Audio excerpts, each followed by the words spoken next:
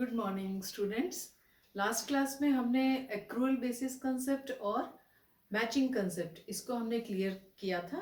आज की क्लास में हम consistency concept, full disclosure, cost principle, dual aspect principle इसको समझने की कोशिश करेंगे और ये भी कोशिश करेंगे कि आज हमारा ये अकाउंटिंग प्रिंसिपल का चैप्टर जो है वो कंप्लीट हो जाए, ताकि नेक्स्ट क्लास में हम अकाउंटिंग इक्वेशंस को समझें। तो सबसे पहले कंसिस्टेंसी कंसेप्ट हमें क्या कहता है कि देखिए, कोई भी बिजनेस जब हम करते हैं तो उसका पर्पस होता है प्रॉफिट अर्न करना। और अगर उसमें हमारा ईयर बाय ईयर कंपैरिजन अगर हमें करना है, ताकि हम उसके मेथड्स में जो अप्लाई कर रहे हैं, अकाउंटिंग मेथड्स को अप्लाई कर रहे हैं और पॉलिसीज को अप्लाई कर रहे हैं, उस मेथड्स में कोई चेंजेस लाने की ज़रूरत हो तो हम उसमें चेंजेस ला सकें। तो बेसिकली ये हमारा इंटरनल बिजनेस में के लिए हेल्पफुल है कि हम अपने बिजनेस को हर साल अकाउंटिंग पीरियड में उसको कंपेयर करें और उसमें अगर कुछ चेंजेस लाने हैं तो चेंजेस ला सकें। आप कहेंगे कि अकाउंटिंग तो हमारा जो है वो गाप पे डिपेंड है, और गाप में जो भी प्रिंसिपल्स हैं जो हम अभी पढ़ रहे हैं वो उसी पे चलता है। 100% ये गैप पे ही चल रहा है, बहुत ज़्यादा रिजिड नहीं है। थोड़े बहुत चेंजेस जो हमारे डेप्रिसिएशन मेथड्स को में बहुत सारे सिस्टम्स हैं, बहुत सारे मेथड्स हैं जिनको कि हम अप्लाई कर सकते हैं। तो अगर हमें लगता है कि हाँ, कहीं पे हमारा जो है इस मेथड को अप्लाई करके हम ज़्यादा प्रोग्रेस कर सकते हैं, दिखा सकते हैं, तो वो मेथड में हम चेंज ला सकते हैं। उसमें हमें जो है नीचे फुट नोट पे, फाइनल अकाउंट जब हम बनाते हैं तो नीचे फुट नोट पे हम लिख देते हैं कि हमने इस मेथड को, डेप्रिसिएशन के इस मेथड को अप्लाई किया। या फिर वैल्यूएशन ऑफ स्टॉक, उसके भी कई सारे मेथड्स हैं, वो हमने लिख दिया। तो वहाँ पे जो है चेंजेस करके हम अपने कंपैरिजन को देखते हुए और बिजनेस में प्रोग्रेस कर सकते हैं। तो कंसिस्टेंसी कंसेप्ट कुछ भी नहीं है, क्या है कि ये एक कंपैरिजन है। कंपैरिजन करने के लिए क्या होता है कि हमारा एक जैसा यूनिफॉर्मिटी बनी रहे। क्या बनी रहे? यूनिफॉर्मिटी बनी रहे अकाउंटिंग फाइनल अकाउंट बनाने के टाइम पे। एक जैसा हमारा जो है वो कॉन्सिस्टेंट हमारा जो है अप्रोच रहना चाहिए, तो हम कंपेयर अच्छी तरीके से कर सकते हैं। और कंपेयर करने की वजह से हम उसको अच्छी तरीके से जो है अपने बिजनेस को प्रॉफिट की तरफ ले जा सकते हैं। क्योंकि सिर्फ एक प्रोप्राइटर ही इसको नहीं देख रहा है, इसको गवर्नमेंट्स भी देख रही हैं, इसको क्रेडिटर्स भी देख रहे हैं, कुछ और यूजर्स भी देख रहे हैं। तो उनको जो है, उनको भी पता चले कि हाँ, इनका जो है किस तरीके से बिजनेस रन कर रहा है। फुल डिस्क्लोजर कंसेप्ट भी हमारा यही कहता है कि अगर हमने किसी तरीके की चेंजेस लाए हैं अपने अकाउंटिंग इक्वेशंस को करने के लिए, फाइनल अकाउंट बनाने के लिए किसी तरीके का चेंज लाया है, तो वो हमें फुट नोट पे लिखना है और हमें सारे ट्रांजैक्शंस को जो है फुल डिस्क्लोज करना है। क्योंकि हम अकेले इसको नहीं देख रहे हैं, इसको देखने वाले बहुत सारे लोग हैं, गवर्नमेंट्स हैं इसको देखने वाले, प्रोप्राइटर है इसको देखने वाला, क्रेडिटर्स हैं। तो दोनों एक दूसरे से रिलेटेड है, आप ये समझ लीजिए। कंसिस्टेंसी ये कहता है कि कंपेयर कर सकते हैं हम बिजनेस में, और फुल डिस्क्लोजर ये कह सकता है कि अगर आपका कंसिस्टेंसी में अगर आपने कोई भी चेंज किया है फाइनल अकाउंट बनाने में, जरा सा भी कोई चेंज हुआ है आपके मेथड्स को, डेप्रिसिएशन के मेथड्स भी हमारे कई तरीके के हैं, तो उसके लिए हमें जो है फुट नोट पे मेंशन कर देना चाहिए कि हाँ, हमने ये चेंज लाया है। तो ये दोनों आपको क्लियर हुए। नेक्स्ट है हमारा कॉस्ट प्रिंसिपल। कॉस्ट प्रिंसिपल में क्या है कि जो भी हम एसेट्स परचेज करते हैं अकाउंटिंग बिजनेस के लिए, जो भी एसेट्स हम परचेज करते हैं उसको कॉस्ट प्राइस पे ही हमें अपने फाइनल अकाउंट में दिखाना है। जो भी हम ट्रांजेक्शन्स करते हैं वो कॉस्ट प्राइस पे बेस्ड होगा। लेकिन IFRS क्या कहता है कि हमें मार्केट वैल्यू पे दिखाना है। IFRS क्या है?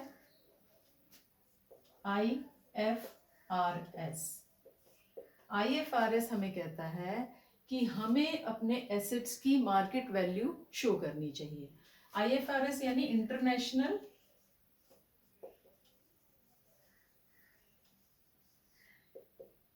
Financial reporting standards.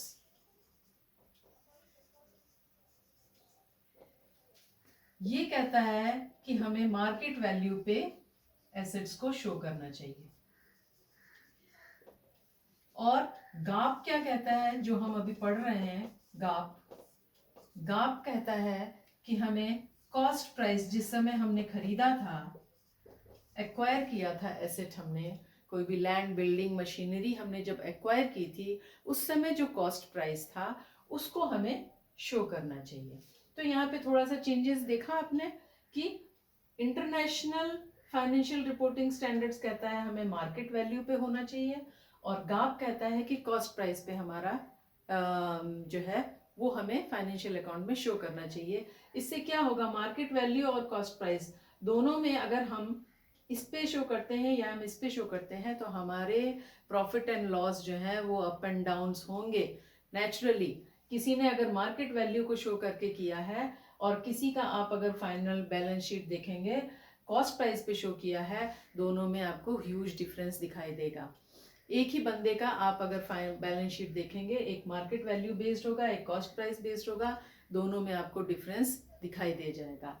लेकिन डेप्रिसिएशन निकालने का method year by year depreciate हो रहा है हमारा फिक्स्ड वैल्यू, तो वो डेप्रिसिएशन जो है वो हम कॉस्ट प्राइस पे, जब हम हमारा गाप कहता है कि कॉस्ट प्राइस पे निकालना है तो हम इस पे निकालते हैं। तो नॉर्मली क्या होता है कि कंपनीज जो हैं, जो बिजनेस कंपनीज हैं बड़ी बड़ी, वो दोनों पे बैलेंस शीट बनाती है। मार्केट वैल्यू पे बैलेंस शीट बनाने से किसको फायदा होता है, शेयर होल्डर्स को, जो कि कंपनी के पार्ट हैं। शेयर होल्डर्स कौन है, कंपनी के पार्ट हैं। तो वो, क्योंकि उनको एग्जैक्ट पता चलता है हाँ ये कंपनी कितना ग्रो कर रही है, तो अगर कॉस्ट प्राइस पे ही रहेगा तो उन्हें नहीं समझ में आएगा, पता नहीं चलेगा ईयर आफ्टर ईयर। तो शेयर होल्डर्स को मार्केट वैल्यू पे जब हम निकालते हैं तो समझ में आता है, और कॉस्ट प्राइस पे टैक्स पेयर्स को समझ में आता है। समझ में आया? तो कॉस्ट प्रिंसिपल समझ में आया आपको कि गाप हमें ये कहता है कि कॉस्ट प्राइस पे जिस समय हमने एसेट को एक्वायर किया था उसी समय के प्राइस को हमें मेंशन करना है। ये नहीं कि हमारा मार्केट वैल्यू इंक्रीज जा रहा है तो हम उसको इंक्रीज ईयर बाय ईयर दिखाएं, और हमारा डाउन जा रहा है तो हम उसे डाउन डेप्रिशिएट भी होता है और अप्रिशिएट भी होता है। तो हमें ऐसा नहीं करना है, जिस समय हमने एक्वायर किया है उसी समय की प्राइस हमें शो करनी है। और IFRS कहता है कि मार्केट वैल्यू शो करनी है। तो ये कॉस्ट प्रिंसिपल क्लियर हुआ आप लोगों को? आई होप आप लोगों को क्लियर हुआ होगा। नेक्स्ट टॉपिक है हमारा ड्यूअल एस्पेक्ट प्रिंसिपल। इसको हम डबल एंट्री सिस्टम भी कहते हैं। इसका मतलब क्या हुआ, ड्यूअल एस्पेक्ट का मतलब कि कोई भी ट्रांजैक्शंस के दो एस्पेक्ट हुए हमारे। एक जो है हमारे पास से कुछ जा रहा है और एक चीज हमारे पास आ रही है, दोनों का इक्वल हमारा टू एस्पेक्ट्स हुए। इसको मैं एग्जांपल के साथ समझाने की कोशिश करती हूँ।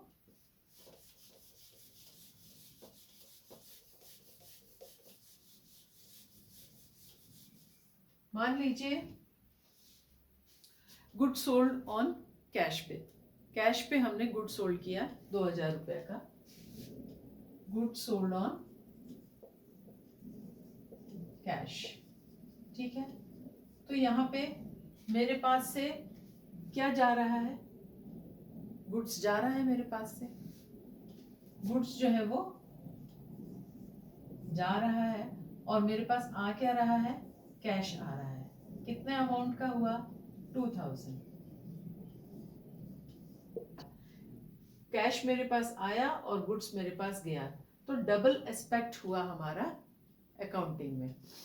इसको इसीलिए क्या है, किसी भी सर्कमस्टांसेस में हमारा एसेट्स जो है वो always equal to, assets is always equal to liabilities. मैंने पहले भी समझाया है ये चीज आपको। तो ये डबल ड्यूल एस्पेक्ट प्रिंसिपल्स की वजह से ही हमारा एसेट जो है वो ऑलवेज इक्वल टू लायबिलिटीज होता है। अब लायबिलिटीज में कौन कौन सी लाइबिलिटीज हो जाती हैं? Internal liabilities and external liabilities. Internal कौन सी लाइबिलिटी हुई? कैपिटल। कैपिटल का मतलब क्या हुआ? जो ऑनर ने अपना पैसा अपने बिजनेस में लगाया, तो इसीलिए उसका खुद का पैसा जो है वो ही उसकी बिजनेस के लिए वो लाइबिलिटी हो गई। समझ में आया? और एक्सटर्नल लाइबिलिटीज कौन सी होती हैं? जैसे क्रेडिटर्स वगैरह हुए हैं, तो वो एक्सटर्नल, लोन लिया आपने कहीं से, वो पे करना है, तो वो जो है आपके एक्सटर्नल लाइबिलिटीज है। तो assets is always equal to liabilities according to dual aspect principle. इसको एक एग्जांपल के थ्रू समझने की कोशिश करते हैं कि कैसे एसेट्स जो है वो हमारा लाइबिलिटी के इक्वल है।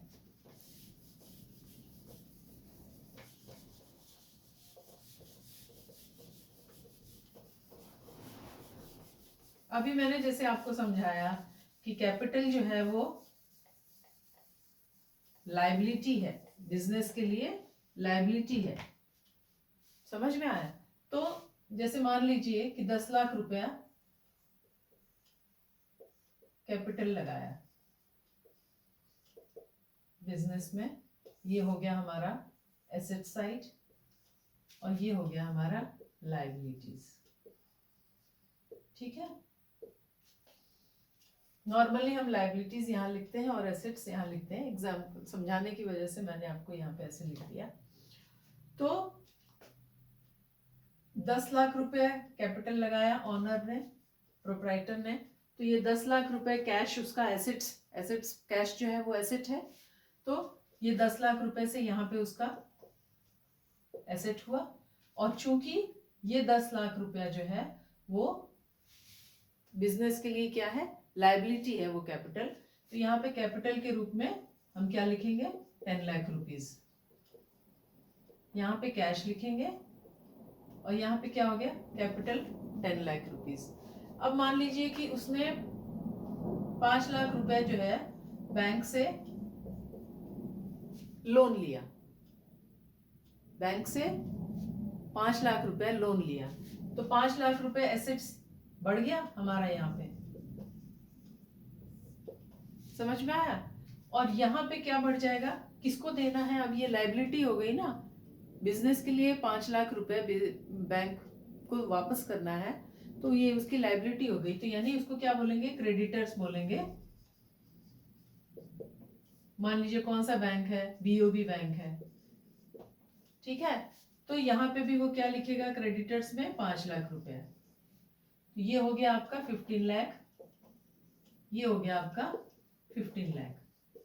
तो हेंस प्रूव्ड कि asset is always equal to liability. बहुत शॉर्ट में थोड़ा सा समझाया है आपको, आगे हम जब आगे की क्लासेस में समझेंगे और भी सारे पॉइंट्स लेकर, तो हमें क्लियर समझ में आएगा कि एसेट जो है वो हमेशा इक्वल। अगर आपका एसेट और लायबिलिटी इक्वल नहीं है तो आपका profit and loss balance sheet correct नहीं है, गलत है। तो एनी सर्कमस्टांसेस इन दोनों को इक्वल होना है according to this dual aspect principle. एक चीज आपके पास से जा रही है, दूसरी चीज आपके पास आ रही है। गुड्स सोल्ड कर रहे हो तो गुड्स जो है आपके पास से जा रहा है और कैश आपके पास आ रहा है। तो दोनों दो जो है एस्पेक्ट होते हैं, उसको ही हम बोलते हैं ड्यूअल एस्पेक्ट प्रिंसिपल।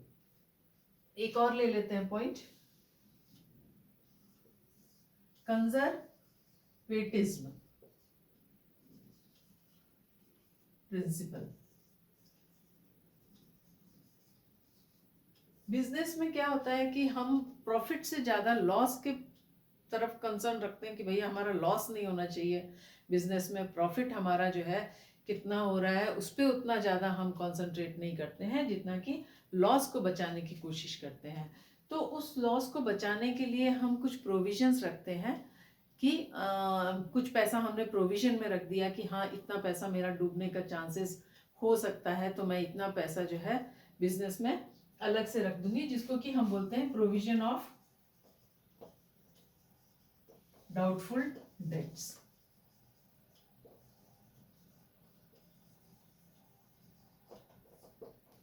समझ गए? तो ये प्रोविजंस जो है वो कंपनी, बड़ी बड़ी कंपनियां रखती हैं कि इतना पैसा उन्होंने जो है बचा के थोड़ा सा रख लिया, और इसी में से अगर मान लीजिए कुछ पैसा जो है हमारा प्रोविजन रहता है, कुछ देनदार हमको नहीं दे पाए पैसा, और हमारा पैसा डूब गया, तो हम उसको बोलते हैं बैड डेट्स। ठीक है? और अगर रिकवर हो गया तो हम उसको बोलते हैं बैड डेट्स रिकवर। पहले भी मैंने पढ़ा चुकी हूँ ये वाला आप लोगों को। तो आज हमारा अकाउंटिंग प्रिंसिपल का चैप्टर जो है वो फिनिश होता है, और नेक्स्ट हम जो है अकाउंटिंग अप्रोच को समझेंगे। बहुत इंटरेस्टिंग सब्जेक्ट है, आप लोग जब एक बार देखेंगे समझेंगे तो आप लोगों को बहुत अच्छा लगेगा। और इसको जो है जितने भी मैंने आप लोगों को ये चार, आई थिंक मैंने चार पार्ट में आप लोगों को अकाउंटिंग प्रिंसिपल समझाया। चारों पॉइंट्स को आप अच्छी तरीके से समझिए, देखिए, उसको बार बार रिवाइज करिए, और अगर कोई डाउट होता है तो मुझे कमेंट बॉक्स में लिखिए, मैं आपके डाउट को क्लियर करूँगी। Thank you for watching.